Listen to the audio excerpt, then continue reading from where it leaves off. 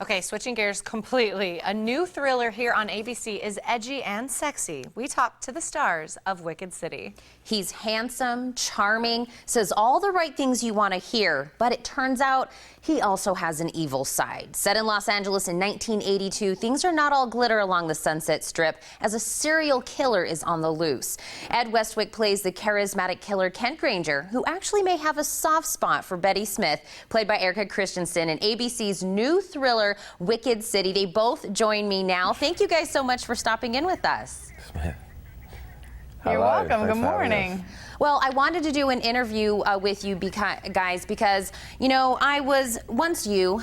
Some people helped me out. So kill me. I like to give back. Did I do it? Did I do it justice? That's it's good. You sold it. Yeah, I was a little bit. I had shivers. Yeah, well, that's a good line, right? That's Kent's line. Thank you.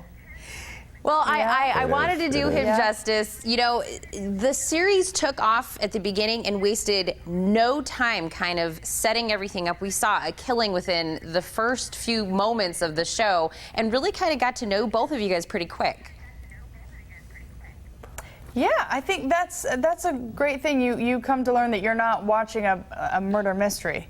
You're watching a character show about a serial killer and a detective, and then all of their kind of satellite personalities. And Betty's drawn in there pretty quickly. Yeah, I mean, it sets the trajectory for the season as well. From the get-go, you know, it is sort of like a rocket ship, really. I mean, it takes off, it doesn't apologize, and it keeps going. Wastes no time, as you said. And I think people pick up on the energy of that when they tune in. So it's a crazy season. We're just over halfway through shooting, and I mean, it's, you know, still, I mean, every script that comes in, it's just like whoa, whoa, whoa. So it's a special one. Yeah, we're excited. Well, and like I was saying, you know, we have kind of like a soft spot. Kent has a soft spot for Betty. We kind of see, even though he's a serial killer, he loves kids. Maybe he wants to settle down. He actually wants to have somebody in your life. So it's kind of like you like him, but then, you know, you're not supposed to. And, you know, Betty is supposed to be this sweet nurse with, you know, the family, but she has a little bit of a dark side. These characters are so multifaceted. Yes, and thank you for that. Absolutely. It's funny, what I say is, you know, do you ever get a sense about someone like, they're a little weird? Sometimes you just don't know how weird they are. You don't know what happens behind closed doors.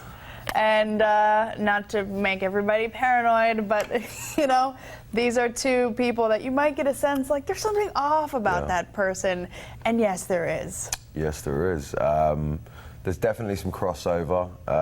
There's definitely things about both of them that obviously make you feel uncomfortable. But I think what that is where you have them doing some not so great things, you also see them doing some okay things and some nice things. And through that, you're kind of, you know, there are question marks over these people, and you question yourself and how you feel about them. And I think it makes for some very interesting television, some very interesting characters. So it's, yeah, as I say, it is interesting in that regard. It is, and you know, like I said, the show was so fast-paced, and even in that premiere episode, we kind of got to see, you know, several layers to everybody. Even, you know, Detective Jack Roth, we kind of saw he was the good guy, the detective, but he was also kind of cheating on his wife. There was so much going on. So, really, where can we go further into this season? What are we going to learn? Can you give me maybe a little bit of a sneak peek? Oh my gosh, there's so much. I think more and more of that, you know? Yeah. There's so much more to uncover to all of those things you touched on. All of those characters, yeah. And then kind of what happens to them when they dig themselves in deeper, when other people dig them in. Yeah. And all of that. So I mean, it's just, it carries on down the same trajectory, you know? Yeah, certainly in the case of Betty, she's learning about herself as the audience is. Kent has a feeling about her, and he's right. He's kind of seeing how far he can take things with her, and somehow it keeps, you know, they're in this together. They just have such an incredible attraction and connection that they're they're gonna go places together. It's a unique, gonna go places. terrifying, exhilarating relationship to watch develop. Yeah.